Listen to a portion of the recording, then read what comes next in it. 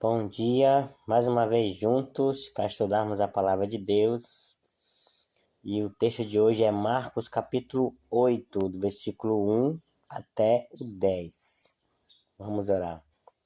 Obrigado, nosso Deus, por esse privilégio de termos a tua palavra sempre em nossas mãos. Que o teu Santo Espírito nos ilumine neste momento. Abençoa também nosso dia. Obrigado, Pai, por mais essa manhã que o Senhor nos despertou, Senhor. Fica conosco nessa leitura. É o que pedimos e agradecemos em nome de Jesus. Amém. Vamos ler então. Naqueles dias, quando outra vez se reuniu grande multidão, e não tendo eles o que comer, chamou Jesus os discípulos e lhes disse: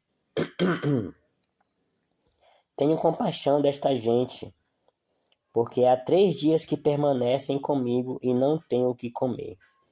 Se eu os despedir para suas casas, em jejum, desfalecerão pelo caminho. E alguns deles vieram de longe. Mas os seus discípulos lhes responderam: De onde poderá alguém fartá-lo de pão neste deserto? E Jesus lhes perguntou: Quantos pães tendes? Responderam eles: 7. Ordenou ao povo que se assentasse no chão, e tomando os 7 pães, partiu-os após ter dado graças, e os deu a seus discípulos para que estes os distribuíssem, repartindo entre o povo. Tinham também alguns peixinhos, e abençoando-os, mandou que estes igualmente fossem distribuídos. Comeram e se fartaram, e dos pedaços restantes recolheram 7 cestos. Eram cerca de 4.000 homens. Então Jesus os despediu. Logo a seguir, tendo embarcado juntamente com seus discípulos, partiu para as regiões de Dalmanuta. Então, aqui é mais uma multiplicação, né? Que nós já vimos aqui, né? Que aconteceu no livro de Marcos uma multiplicação de pães e peixes, né? E aqui é mais um. Poderemos, assim, alguns detalhes poderiam passar batidos aí, né? Se a gente não analisar com cuidado. O primeiro ponto aqui que diferencia a primeira da segunda é que as evidências são fortes, né? No sentido de que esse segundo público aqui era de pessoas gentias, pessoas não judias, mostrando aí a universalidade, né, da salvação, de todos os benefícios que Jesus veio trazer, né? Não foi somente para os judeus, né, mas também para os gentios. A gente viu no final do capítulo 7, né, que Jesus estava passando pela região de Decápolis, né, quando ele curou ali aquele surdo e gago, né. Então, é muito provável que ele ainda estivesse nessa região ainda. Outros textos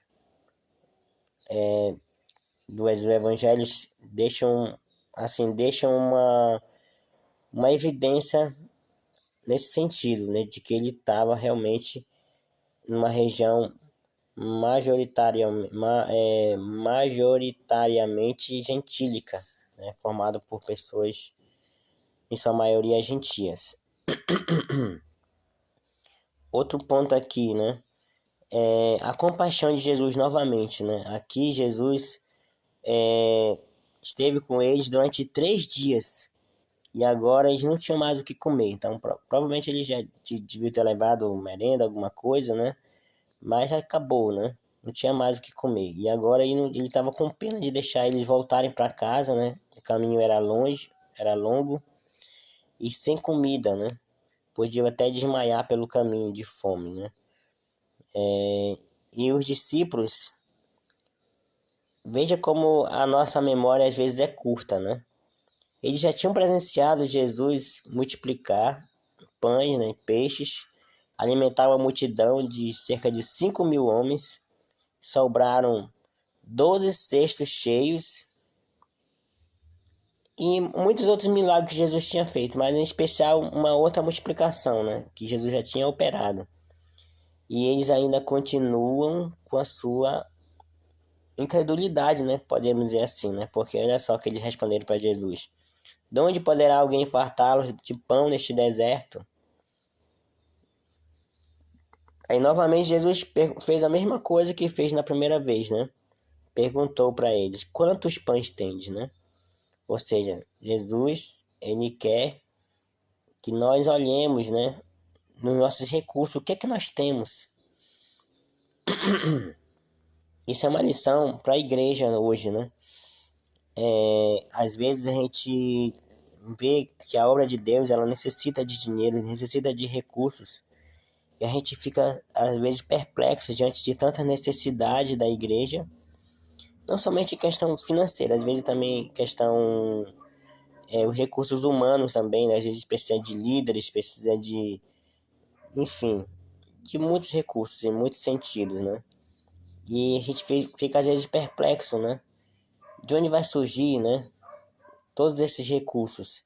E a resposta é uma pergunta de Jesus: quantos pães tens? Em outras palavras, o que você tem em mão, né? Às vezes eu já tenho algo em mão que pode ser usado por Deus e multiplicado na sua obra, mas eu ainda não percebi que eu tenho que ter uma parte ativa nisso. De onde vem o dinheiro para a construção da igreja, por exemplo?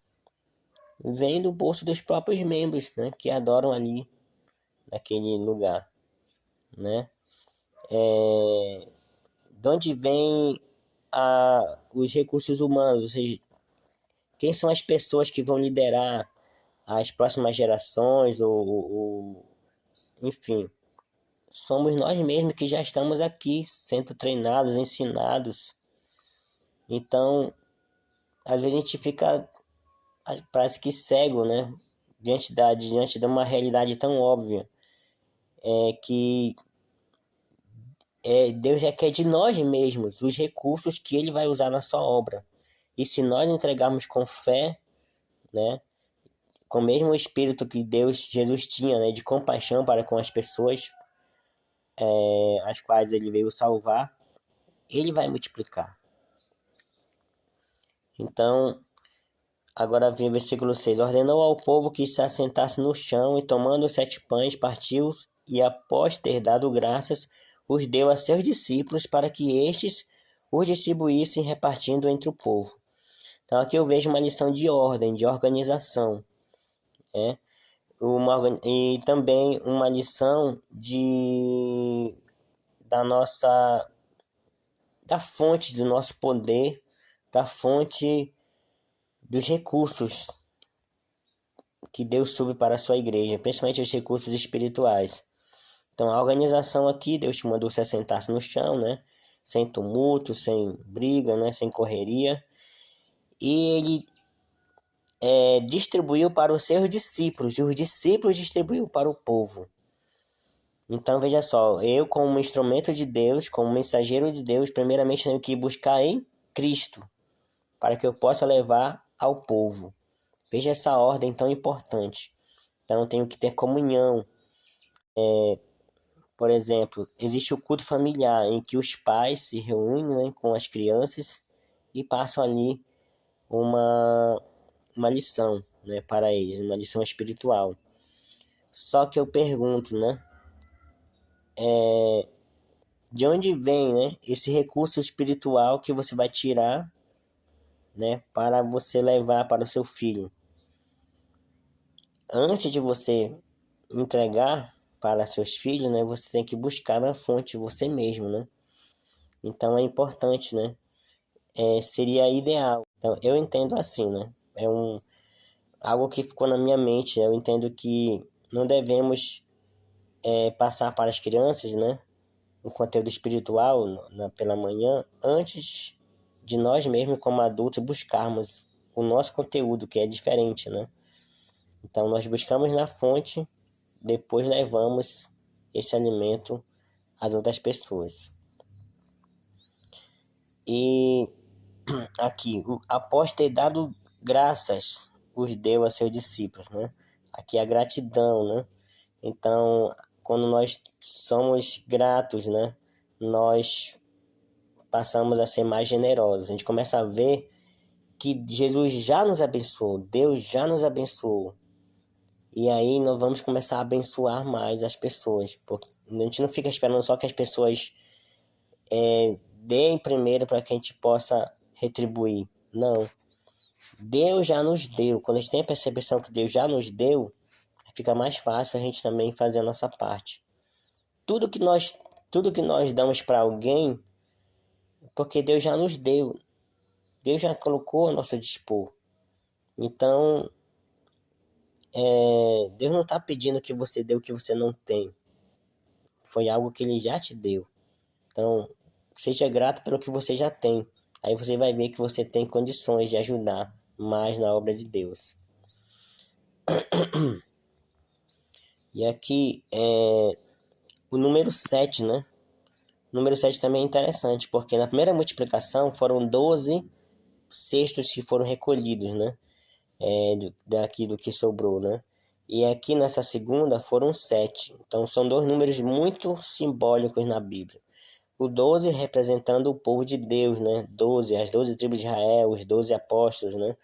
Então, mais ligado aos judeus, né? 12, número 12, né? Já o número 7 representa a perfeição, plenitude, né? Ao longo da Bíblia a gente vê também o número 7 com esse significado. Então, nessa segunda aqui, já o 7 representando a plenitude do povo de Deus. Não somente judeus, mas gentios, né? Então, essas foram as lições que eu consegui detectar aqui, né?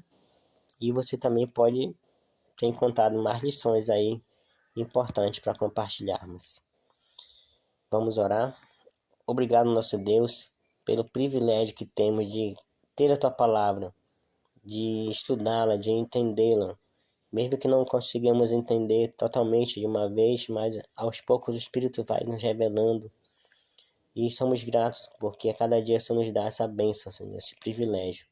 Nos ajuda, Senhor, a olhar, a enxergar, Pai, a Tua provisão, olhar para trás, tudo que o Senhor já fez na nossa vida e conseguir encontrar, Senhor, confiança para o futuro, para a direção da nossa vida, da vida do Teu povo, em tudo que ainda temos a viver, Pai, neste mundo.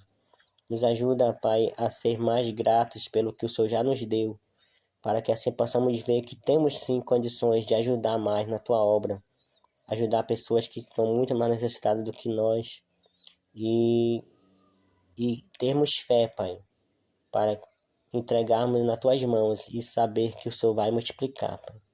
Obrigado por tudo, dá-nos um bom dia, fica conosco. É o que pedimos e agradecemos em nome de Jesus. Amém.